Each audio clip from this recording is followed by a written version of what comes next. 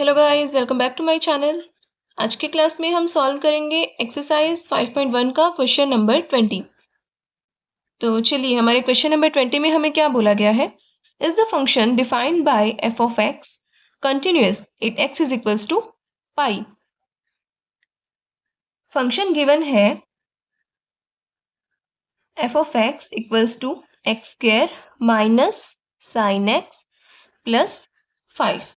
देखिए, ये तीनों भी तो फंक्शंस हैं, तो इनको हम मान लेते हैं p of x, q of x and r of x. P of x है x square, q of x है साइन एक्स और आर ऑफ एक्स है 5। तो सबसे पहले हम ये चेक करेंगे कि x इज इक्वल टू पाई पर पी एक्स, क्यू एक्स और आर एक्स ये कंटिन्यूअस है या नहीं।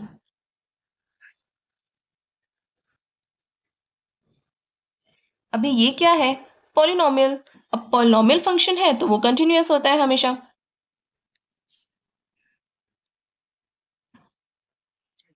कंटिन्यूअस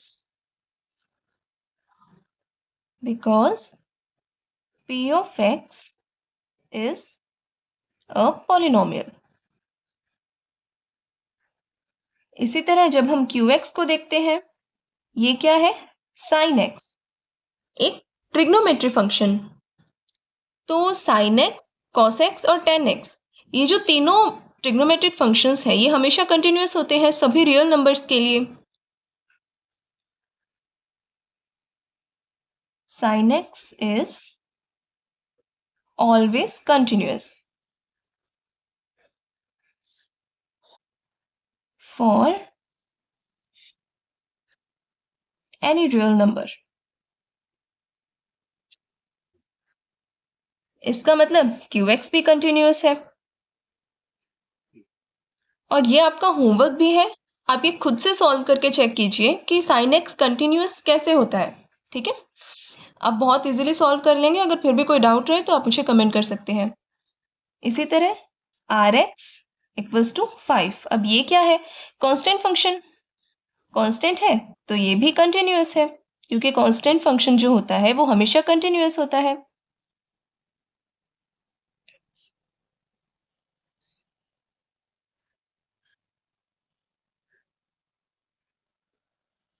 अब पी एक्स, क्यू एक्स और आर एक्स तीनों ही कंटिन्यूअस है। अब हम यहाँ पर एक और रूल अप्लाई करते हैं, अलजेब्रा रूल, कंटिन्यूटी के लिए, कि जब पी एक्स कंटिन्यूअस है, क्यू एक्स कंटिन्यूअस है, आर एक्स कंटिन्यूअस है, तो अभी यहाँ पे हमने क्या किया, इनका प्लस और माइनस ही तो किया। यानी एफ ऑफ एक्स को हम क्या लिख सकते हैं, p of x minus q of x plus r of x. ये क्या है, अलजेब्रा है। अब जब ये तीनों फंक्शंस कंटिन्यूअस हैं, तो जब हम इस पे अलजेब्रा अप्लाई करेंगे, यानी प्लस और माइनस हम इसे करेंगे, तो जो आंसर हमें मिलेगा, जो फंक्शन हमें मिलेगा, वो भी तो कंटिन्यूअस होगा। इसका मतलब f of x is continuous 8 x is equal to pi. यहाँ पे हमें specially x is equal to pi के लिए चेक करने की जरूरत ही नहीं पड़ी, क्योंकि तीनों फंक्शंस में से एक पॉलिनोमियल है, एक ट्रिग्नोमेट्रिक है और एक कांस्टेंट। अब ये फंक्शंस तो हर नंबर के लिए कंटिन्यूअस है, तो हमें स्पेशली चेक करने की जरूरत नहीं है। हम यहाँ पे बस अलजेब्रिक रूल अप्लाई करेंगे कि अगर ये तीनों फंक्शंस ही कंटिन्यूअस है, इसका मतलब इनका जो अलजेब्रिक सम है वो भी कंटिन्यूअस है। ओके, चलिए, तो हमारा नेक्स्ट क्वेश्चन है क्वेश्चन नंबर 21। क्वेश्चन नंबर 21 में क्या बोला गया है, discuss the continuity of the following functions. First point is f of x equals to sine x plus cos x. Sine x क्या है, ट्रिग्नोमेट्रिक फंक्शन, और कोस एक्स भी trigonometric function.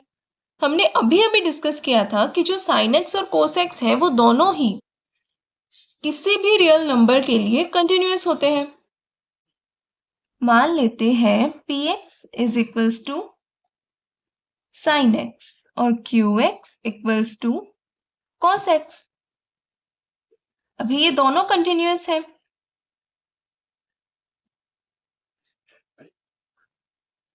Both are continuous.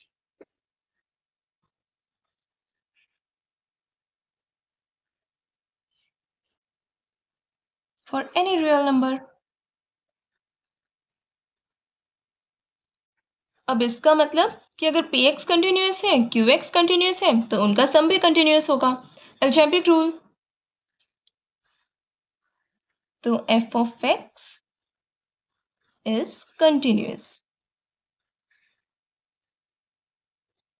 इसी तरह इसका second part है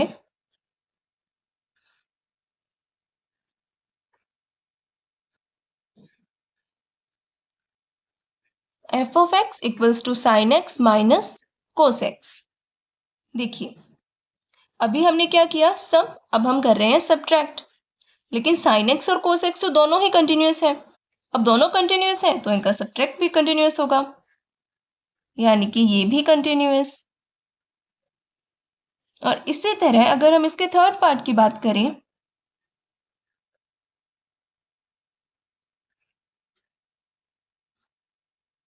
f of x equals to sine x multiply cos x.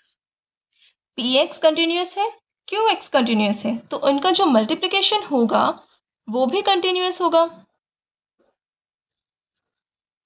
यानी कि यहाँ पर भी f of x कंटिन्यूअस.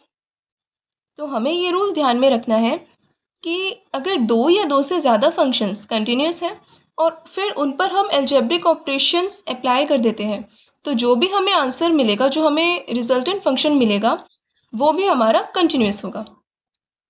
ये है हमारा algebraic rule for continuity. Okay, चलिए अब हमारा नेक्स्ट क्वेश्चन है क्वेश्चन नंबर 22. तो क्वेश्चन नंबर 22 क्या है? Discuss the continuity of the cosine, cosecant, secant and cotangent functions. यानी हमें कॉस, कोसेक, सेक और कोट, इन सब की कंटिन्यूटी चेक करनी है. तो सबसे पहले हम चेक करते हैं कॉस के लिए.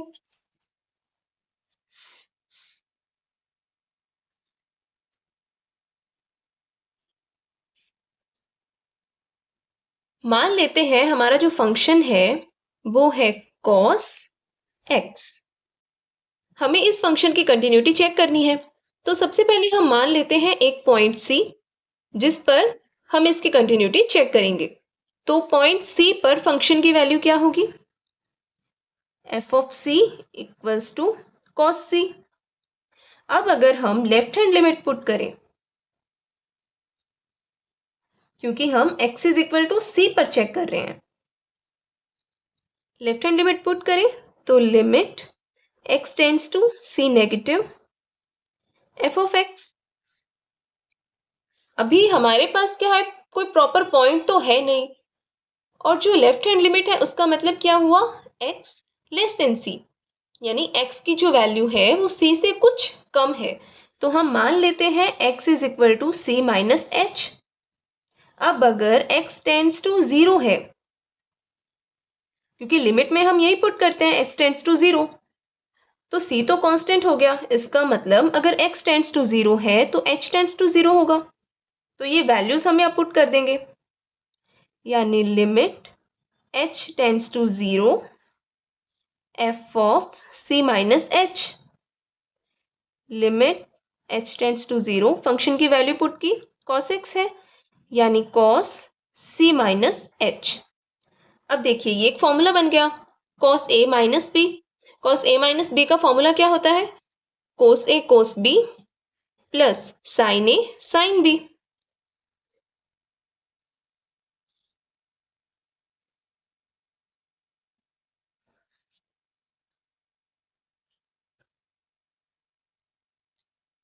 ये फॉर्मूला हम यहाँ पुट कर दें,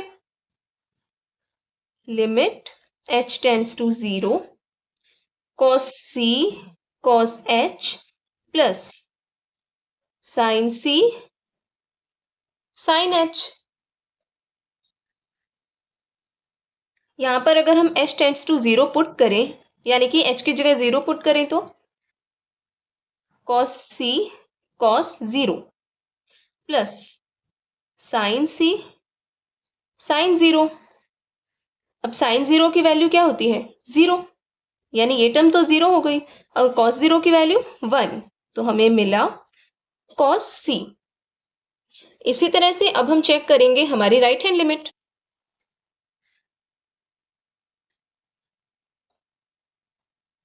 यानी limit x tends to c positive f of x। अब x tends to c positive, right hand limit है, यानी कि x ग्रेटर देन c होगा, c से कुछ ज्यादा। तो अब हम क्या करेंगे, x equals to c plus h put करेंगे, और सिमिलरली x टेंड्स टू 0 है तो h भी टेंड्स टू 0 होगा, यानी limit h tends to 0 f of c plus h। Function की वैल्यू पुट कर देते हैं, cos c प्लस h। पहले फॉर्मूला था cos a माइनस b का, अभी है cos a प्लस b का। cos a प्लस b का फॉर्मूला क्या होता है,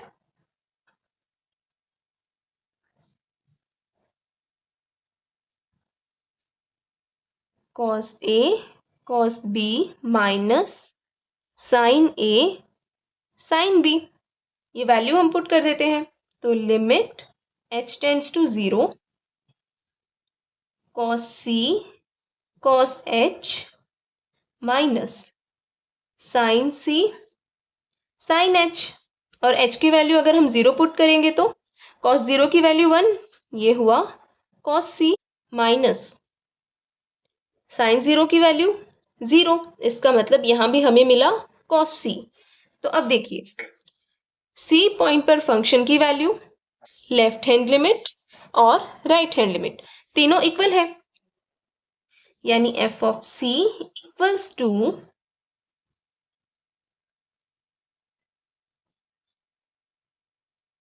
लेफ्ट हैंड लिमिट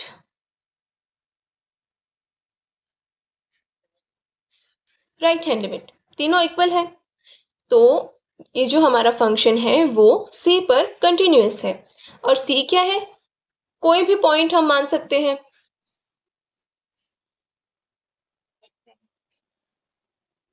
इसका मतलब cos x कंटिन्यूअस है किसी भी पॉइंट के लिए, तो हम क्या लिखेंगे,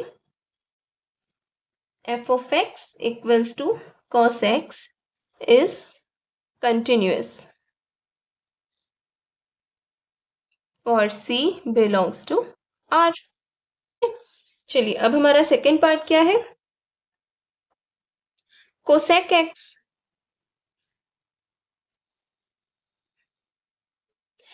cosec x को हम लिख सकते हैं 1 अपॉन sin x। अब देखिए इसको हम अलग अलग सॉल्व करेंगे, क्योंकि ये दोनों दो फंक्शंस हैं, पहला फंक्शन है 1 और दूसरा फंक्शन है sin x। तो पहले फंक्शन को हम मान लेते हैं p और दूसरे फंक्शन को हम मान लेते हैं q। अब पहला फंक्शन क्या है, 1, 1 मीन्स कांस्टेंट, कांस्टेंट है, इसका मतलब ये कंटिन्यूअस होगा, और sin x है वो हमें पता है कि कंटिन्यूअस होता है।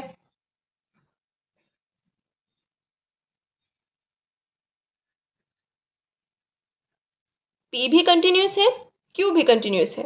अब हम यहाँ यूज करेंगे अलजेब्रा कंटिन्यूटी के लिए, और अलजेब्रा क्या बोलता है कि दो फंक्शन है, एक p है एक q, वो दोनों फंक्शन अगर कंटिन्यूअस है तो p अपॉन q भी कंटिन्यूअस होगा।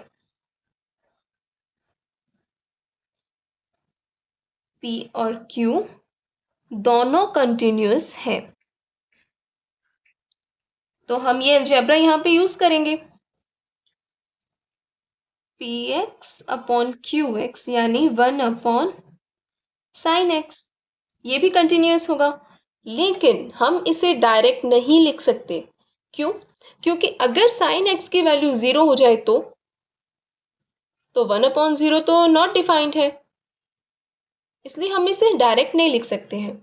हमें यहाँ पर स्पेशल मेंशन करना पड़ेगा कि sin x is not equals to 0। अब px अपॉन qx यानी 1 अपॉन sin x जो है वो कंटिन्यूअस तो आ रहा है, लेकिन sin x is not equals to 0, और sin x जो है वो 0 किस किस पॉइंट पे होता है, जब x is equal to n pi हो, तो साइन x की वैल्यू 0 होगी। तो हम यहाँ पर इसे कैसे लिखेंगे? f of x equals to cosec x is continuous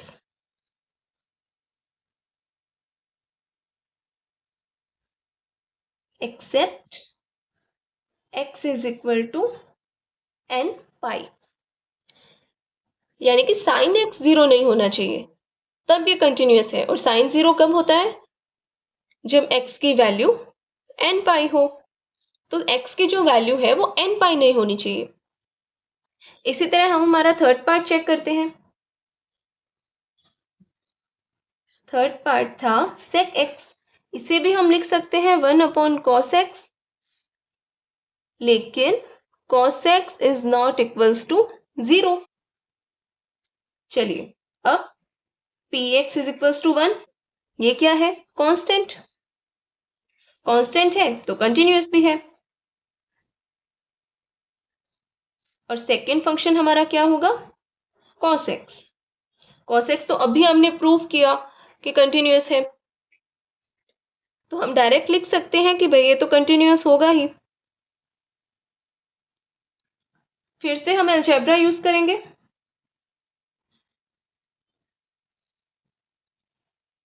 p और q दोनों फंक्शन ही कंटिन्यूअस है, इसका मतलब p अपॉन q भी कंटिन्यूअस होगा।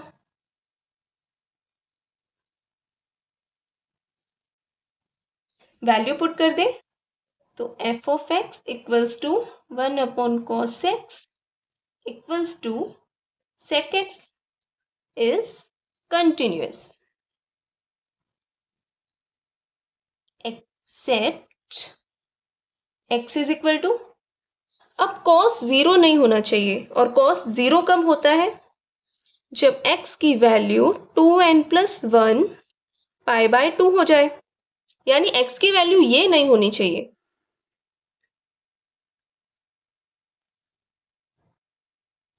Accept x 2n+1 pi by 2, ये वैल्यू नहीं है तो sec x जो है वो कंटिन्यूअस है। ठीक है, चलिए अब हम चेक करते हैं हमारा last part. f of x is equals to cot x, इसे भी हम लिख सकते हैं cos x upon sin x, लेकिन sin x अगेन 0 नहीं होना चाहिए, डिनोमिनेटर में है। पहला फंक्शन क्या है? px is equal to cos x, वो तो कंटिन्यूअस होगा। सेकेंड फंक्शन क्या है? sin x, वो भी कंटिन्यूअस है। अब ये दोनों अगर कंटिन्यूअस है तो अलजेब्रा से p अपॉन q भी कंटिन्यूअस होगा। Similarly f of x equals to cos x upon sin x equals to cot x is continuous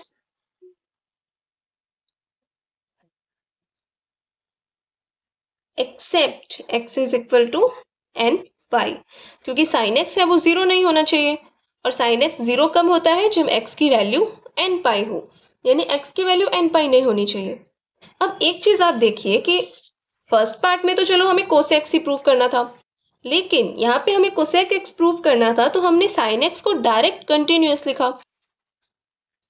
इसी तरह थर्ड पार्ट में हमने cos को भी डायरेक्ट लिखा, और फोर्थ पार्ट में भी sin और cos दोनों को हमने डायरेक्ट कंटिन्यूअस लिखा, क्योंकि हमें यहाँ पे प्रूफ करना है cot x को, cos या sin को नहीं। उनको हम डायरेक्ट बोल सकते हैं कि हाँ ये हमें पता है ये कंटिन्यूअस है।